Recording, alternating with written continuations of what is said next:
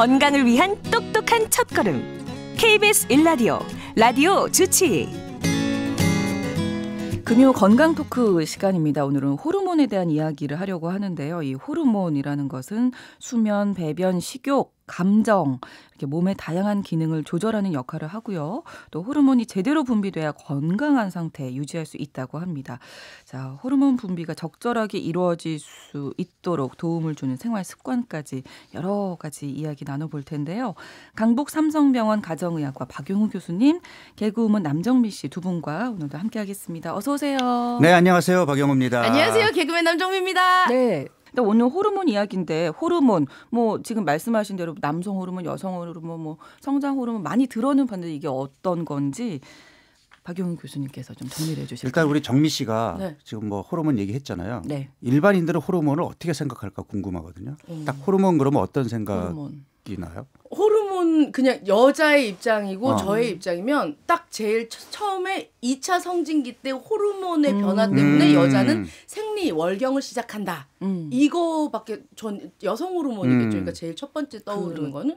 예. 또 성장 호르몬은 또 키가 키가 좀 이제 그런 쪽에 좀 민감하기도 하고. 네. 그 약간 성장 호르몬은 도가니 쪽에서 무릎 쪽에서 나올 것 같고 무릎 뒤쪽으로 이렇게 젖으면 키 잘 큰다 뭐 이런 맞아. 얘기도. 좀 때리면 된다. 네. 그리고 여성 호르몬은 아무래도 가슴, 유방 이쪽으로 나오지 않을까? 그냥 혼자 막연히 네, 탁 네. 들으면 드는 생각. 남성들은 여기 이 성대에서 어떤 건지 잘 정확히는 모르겠는데 남자 여자 키 크고 하는 그런 걸 관장하는 그런 부분이 아닐까? 맞아요. 이런 생각들 많이 하실 거예요. 네, 어쨌든 뭐 풍부한 상상력 고맙습니다. 틀렸다는 말이시겠죠? 일단 그 우리 내과에 가면 내분비 내과라고 있잖아요. 네. 그 내분비라는 게 그러니까 내분비 안에서 분비된다는 얘기잖아요. 네. 그러니까 내분비선 이제 우리말로 하면 샘이라고 표현하거든요. 우리가 갑상선 그랬던 걸 갑상샘 이렇게 표현하듯이 그래서 그 내분비샘이 이제 호르몬을 분비하는 기관이나 장기거든요.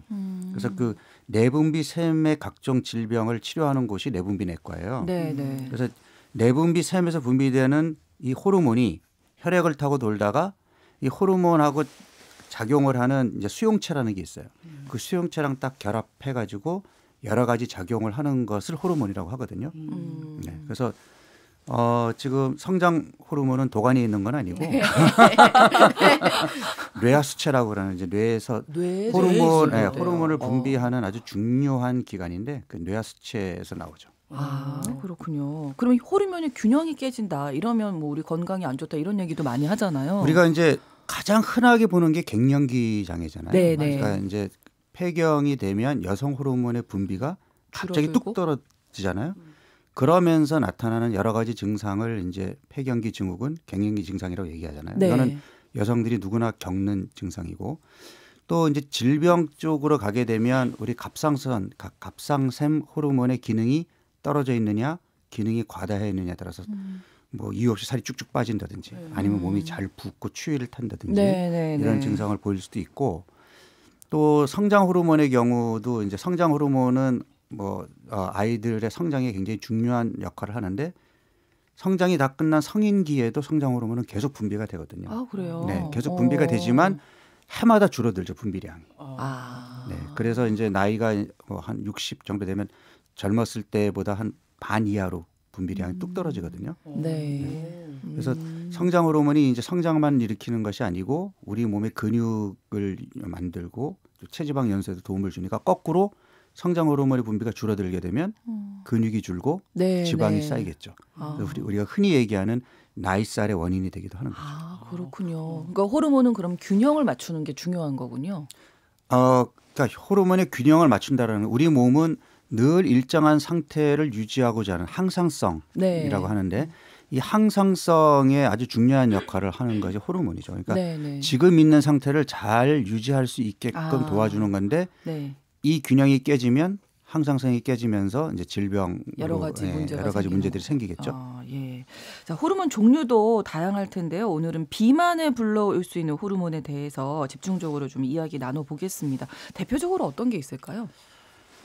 이제 다이어트 시즌이잖아요. 초니까 아마 다이어트 결심 벌써 작심 3일 하신 분들은 오늘로 이제 분들도 계실 거고. 어차피 왜 15일 안에 마음 바뀌면 환불 받을 수 있잖아요. 잘 정해야 될 것 같아요. 3일 동안, 4일 동안 내가 몇 번 나갔지 생각하시고 다시 돌려받으셔야 될 것 같은데. 오늘 그러니까 잘 들으시면. 네, 이제까지는 그냥 다이어트 그럼 그냥 적게 먹고 운동하면 되지 이렇게 생각을 했다가 네. 이 비만이 호르몬과 관련된 질병이라는 이제 그 인식이 이제 많이 일반화됐죠. 그래서 비만도 질병이기 때문에 단순히 적게 먹고 운동하는 것만으로는 해결이 안 되거든요. 네. 그래서 일단 비만과 관련된 대표적인 호르몬이 이제 렙틴이라고 하는 호르몬이 있고 네. 우리가 잘 아는 인슐린 호르몬도 비만과 밀접한 관련이 있고 아. 또 스트레스 호르몬이라고 그러는 코르티솔 네. 그리고 앞서 얘기한 성장 호르몬 다 비만과 관련이 있는 호르몬들입니다. 그렇군요. 네. 렙틴은 진짜 많이 들어본 것 같아요.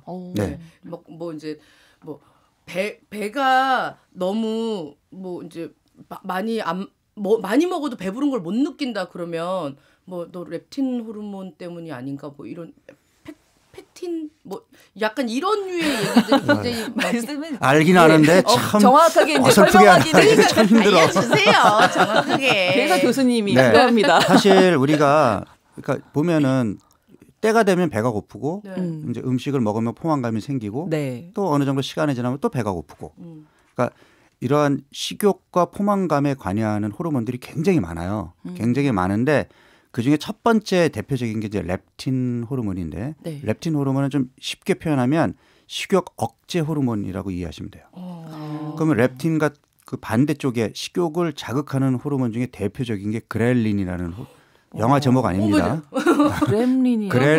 그렐린이라는 호르몬이 있는데 네. 얘는 이제 위장관에서 분비가 되거든요. 아. 그래서 우리가 일명 배꼽시계 호르몬이라고 합니다. 아. 우리 배고프면 꼬르륵 소리가 나잖아요. 네, 네, 네. 그러니까 위장이 비었다라는 신호를 보내주는 건데 위장이 비면 이 호르몬의 분비가 확 올라가죠. 아. 그러면은 우리는 극심하게 배고픔을 느끼게 되고 네, 네. 음식이 들어오는 순간부터 이 호르몬의 분비가 줄어듭니다. 아, 그냥 밥을 먹어라. 네, 밥을 뭔가를 먹어라, 먹어라합니다. 먹으랍니다. 그래서 우리가 식사를 이제 하고 배가 부르고 이제 뭐 혈당 수치도 올라가고 이제 이러기 시작하면 렙틴 호르몬의 분비량이 늘면서 네. 아 이제는 배가 부르네 수저 내려놔야지 이렇게 되는 거죠. 아 그러니까 끊임없이 먹는 사람은 렙틴 호르몬 씨가 걔가 제대로 작동을 못하는 아 거죠. 그런 거구나. 네. 그럼 어디 잃어버린 것 같은데 어디 찾아야 되지? 아니 잃어버리는 게 아니라 렙틴 호르몬의 분비량이 네. 늘 더 늘어나는데 더 늘어나는 이유가 뭐냐면 작동을 잘 못하기 때문에 그런 거예요. 우리가 내성이 생긴다라는 말을 쓰잖아요. 네, 네. 우리가 네. 약물에 내성이 생기면 어떻게 돼요? 똑같은 용량의 약물을 먹어도 안 듣죠. 효과가 없잖아요. 네. 더 먹어야 되잖아요. 네, 네. 그렇죠. 렙틴이라는 호르몬에 내성이 생기게 되면 렙틴이 같은 양이 분비가 돼도 뇌는 포만감을 못 느끼는 거예요. 더 먹으라고. 그러니까 그거보다 더 많이 렙틴이 분비가 되어야 비로소 아 이제 배가 부른 애가 되는 거예요. 근데 이 렙틴이 어디서 만들어지냐면 지방 조직에서 만들어져요. 아, 그래요. 그럼 어떻게 해야 되죠? 지방 뇌가 조직을 줄여야 되겠네요. 아니 그러니까 지방 조직이 더 늘어나서 네. 렙틴 분비량이 늘어나야 뇌가 비로소 포만감을 느끼잖아요. 그렇죠. 아 그렇구나. 그래서 살이 찌는 그렇죠. 겁니다. 그 지방에 계속 지방을 붙이는 거네요 그러면. 그렇죠. 그러니까 살이 찌는 게 많이 먹어서가 아니고 네, 네. 내 몸속 호르몬의 작동 능력이 떨어졌기 때문에 뇌가 렙틴 호르몬을 빠릿빠릿하게 인식하지 못하니까 렙틴 호르몬 분비량이 더 늘어야 되잖아요. 지금 많이 먹었는데도 이제 포만감을 못 느끼니까. 느끼는 게 문제인 네. 거죠. 그럼 호르몬 분비량을 더 늘려야 되는데 이 호르몬을 만드는 조직이 지방 조직이에요. 그럼 어떻게 해야 되죠? 지방 조직을 더 늘려야 되죠. 그래서 살이 찌는 겁니다. 역시 지방 조직이 무섭구만. 그러네요. 그렇군요.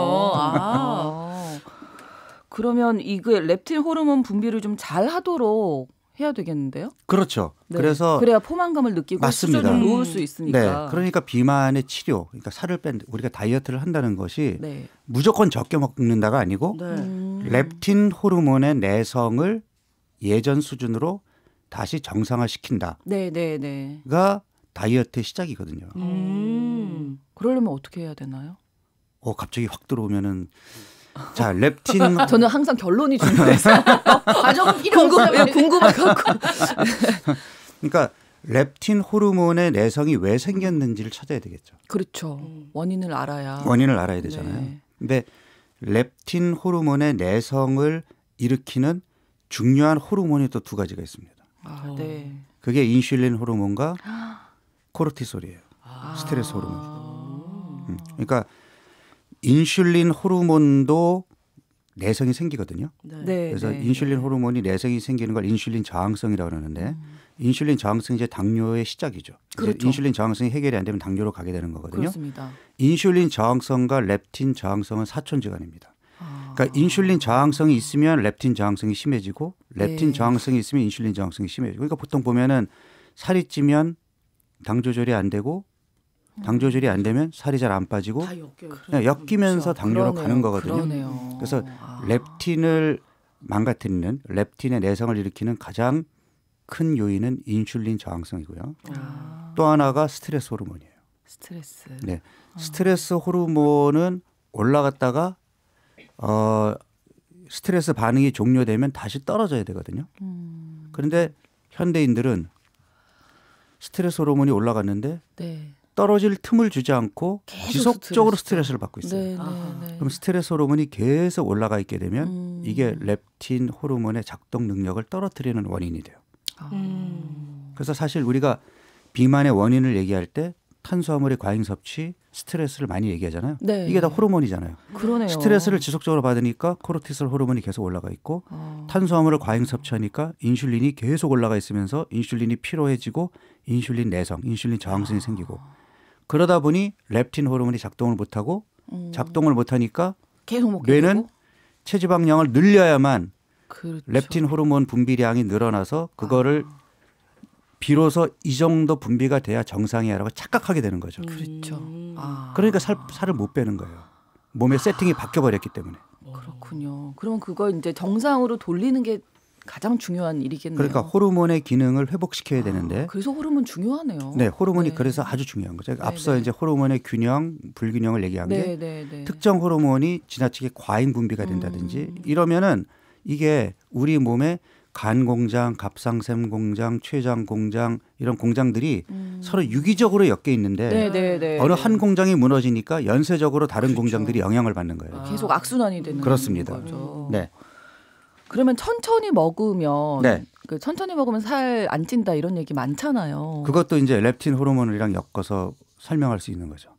왜냐하면 우리가 음식을 먹기 시작하면 네. 그렐린 호르몬은 빠르게 분비가 줄어들지만 네. 렙틴 호르몬은 음식을 섭취하고 나서 한 20분 정도 지나야 그때부터 나와요? 서서히 올라가거든요. 그래서 천천히 네, 먹으라고 그래야 하는구나. 그래서 천천히 먹어야 포만감을 제대로 느낄 수가 있는 거죠.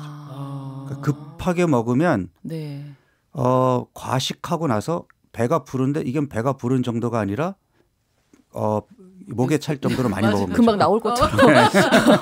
맞아. 그 전에 포만감을 느꼈다면 수저를 내려놨을 텐데 네, 너무 네. 빠르게 먹은 거죠. 그렇죠. 지난주에 그 말씀하셨잖아요. 15분에 우리는 식사가 다 끝난다. 그렇습니다. 20분 이후에 이 포만감 느끼는 호르몬 나오는데 그러니까요. 그 전에 식사 다 끝나고 이제 디저트도 먹고 커피도 마시고 했는데 이제 조금 분비가 될까 말까. 네, 그러니까 이제 배부르는데 배부르면서 끝나는 게 배부르네.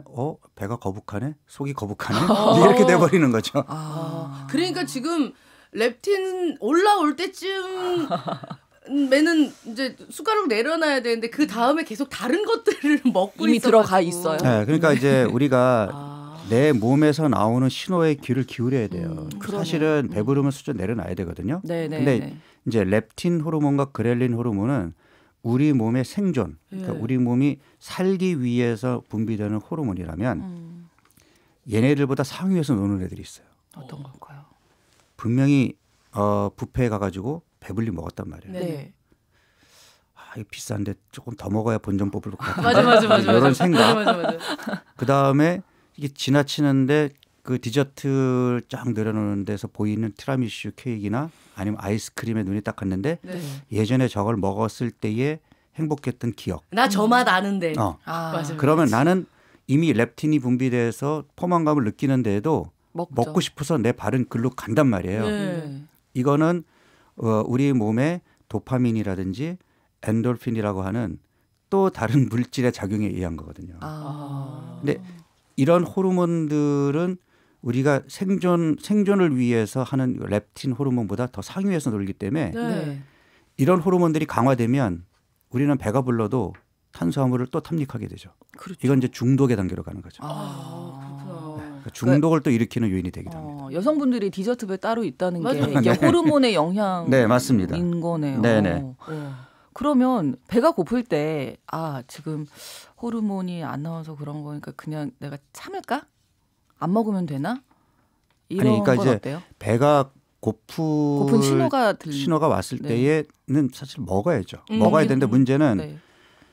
진짜 배고픔과 가짜 배고픔이 있다는 거죠. 그러니까 정말 이게 그렐린 호르몬이 분비가 되고 네. 렙틴 분비가 줄어들어서 배가 고픈 건지 아니면 분명히 지금 내가 다 먹은 먹었는데. 지 3시간도 지나지 않았는데 네.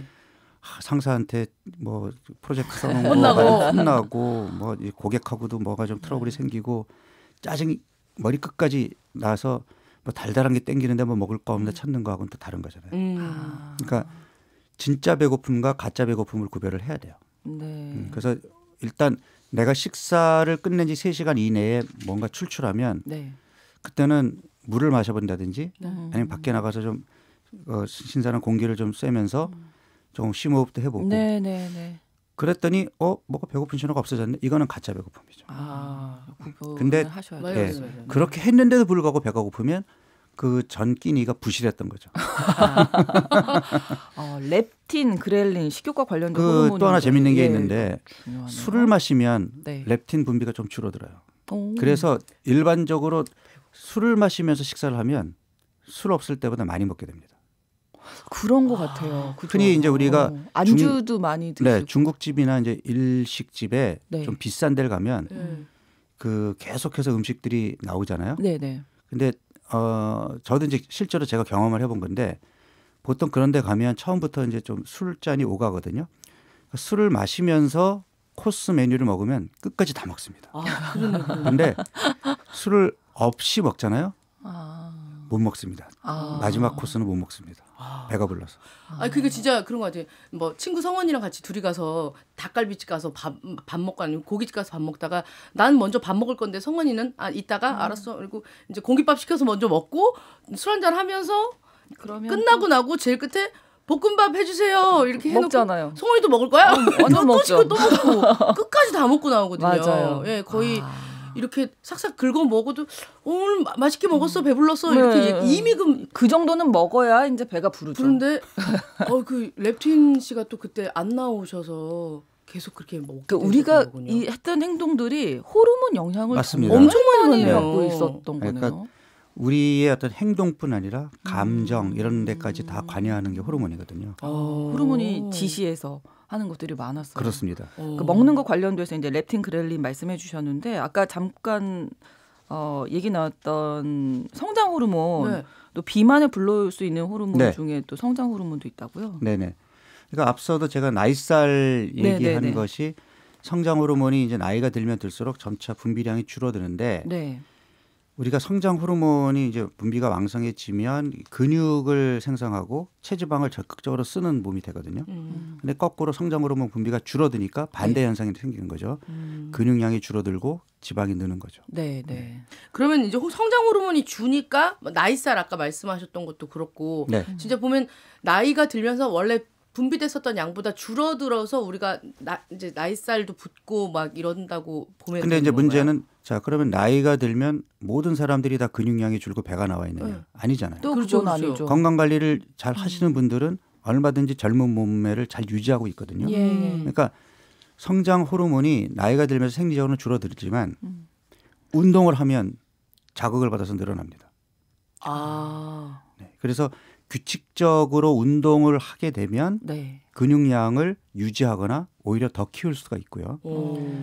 성장 호르몬이 사실은 주로 밤에 분비가 되거든요. 밤에 네, 분비가 네. 돼요. 네, 우리가 자고 있는 동안에. 그럼 잘 주무셔야 되겠네요. 잘 자야 성장 호르몬이 분비가 잘 됩니다. 거꾸로 성장기에 있는 소아 청소년들도 네. 밤에 숙면을 취하지 못하면 성장에 장애를 받습니다. 네. 그래서 애기 일찍 재우려고 노력은 네. 하는데 그래서 일찍 자고 일찍 일어나야 된다는 게 네, 키 네. 크는데 아주 중요하고요. 근데 어른들도 어른들도 성장 마찬가지예요. 호르몬이- 어른들도 잘 자야 자고 있는 동안에 성장 호르몬 분비가 충분히 되기 때문에 이 성장 호르몬이 우리 몸에 이제 낮 동안에 소진됐던 것을 다시 이렇게 회복시켜주고 수리하는 역할을 하니까 네네. 성장 호르몬이 밤에 분비가 잘 돼주는 것도 건강에 중요하고 근육량을 유지하는 데도 중요하죠. 또 하나 자고 있는 동안 그러니까 숙면을 잘 취해야 렙틴 호르몬도 빠릿빠릿해져요. 그렇구나. 그래서 잠을 못 자잖아요. 잘 자야 돼. 네, 그러면 낮 동안에 렙틴 많이 호르몬의 분비량이 줄고 그렐린의 분비량이 늘기 때문에 잠을 못 자면 계속 낮 동안에 계속 땡겨요. 아니 저는 성장 호르몬이라 그래서 저는 사춘기 이후로는 저랑 관련이 없는 건 줄 알았거든요. 맞아요. 네. 그렇지 않습니다. 그렇군요. 네. 평생 분비되는 거예요. 9622번으로 67세라고 하셨는데 호르몬 부족하면 불면증 오나요 하셨는데 이게 잠을 못 주무시니까 호르몬 분비가 적어지는 거네요. 그러니까 수면에 관계된 호르몬이 이제 멜라토닌이라는 호르몬인데 네. 이 멜라토닌이라는 호르몬은 빛의 자극이 없어야 분비가 늘어나요. 그럼 깜깜하게 해야 돼요. 그러니까 우리가 아침에 눈을 뜨는 게 이제 햇빛이 들어오면 빛의 자극을 받게 되면 이 멜라토닌의 분비가 줄거든요. 그러면 이제 깨어나서 활동을 하다가 이제 어두컴컴해지면 멜라토닌 분비가 이제 본격적으로 분비가 되면서 이제 졸음이 오는 거죠. 네네네. 그래서 멜라토닌 분비가 이제 본격적으로 분비되기 시작하면 한두 시간 후에는 잠을 자게 되거든요. 근데 우리 현대인들은 인공 불빛 많죠. 그러니까 밤에도 늘 환한 실내에서 활동을 하게 되니까 거기에다가 TV 보죠. 휴대폰 모니터 계속 보고 있죠. 그러다 보니까 빛의 자극이 계속 되니까 멜라토닌이 적극적으로 분비가 안 되는 거예요. 아직 활동하고 있네 이러면서 안 나오는 그렇죠. 거구나. 네, 그래서 이런 분들은 우리가 이제 수면 위생이라고 그러는데 잠을 잘 자기 위해서 적어도 잠자리에 들기 최소 1시간 전부터는 빛의 자극을 가급적 줄여야 돼요. 그래서 실내도 좀 간접 조명으로 좀 어둡게 해놓고 TV, PC 모니터, 스마트폰 보지 말고. TV 보면서 잠들고 싶어하는 분들이 많으시죠. 맞아. 숙면이 안 됩니다. 아버지한테 아버지 이거 아니 듣고 있어. 나 지금 보는 중인데 건드리지 마. 맞아. 그렇구나. 일단은 그럼 좀 피곤하고 호르몬에 대해서 좀 걱정이 되고 그럼 일단 푹 자는 것부터 시작을 하는 건 어때요? 그러니까 생각을 해보세요. 우리가 밤에 잠을 자는 이유는 낮 동안에 무리하게 썼던 것을 회복시키고 휴식을 취하고 이제 부족한 거를 채우고 해야 되잖아요. 그런 작용들이 밤에 일어나요. 그러니까 멜라토닌만이 밤에 활동하고 낮 동안에는 얘네들은 이제 쉬고 있는 거고 성장 호르몬의 경우는 물론 운동을 하면 또 분비가 되지만 주로는 밤에 분비가 되고 나머지들은 밤에는 쉬어야죠. 그렇죠. 우리 대표적으로 인슐린 호르몬 얼마나 바쁩니까? 쓸 수 없이 탄수화물을 먹고 있으니 밤에는 쉬어줘야 되잖아요. 그렇죠. 근데 그때도 일 시키고 있으니. 근데 야식을 먹고 있으니 얘는 어떻게 하라고. 그러면 좀 천천히 드시고 좀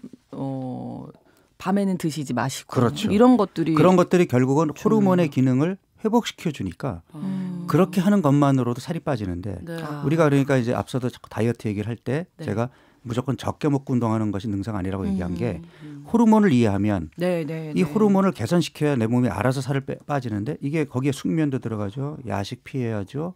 뭐 이제 이런 여러 가지 것들을 실천하는 것만으로도 몸이 좋아지는데 적게 먹으면 내 몸이 지금 고장 나 있는데 무조건 적게 먹어야지 그러고 적게 먹으면 내 몸이 회복이 되겠냐는 거죠.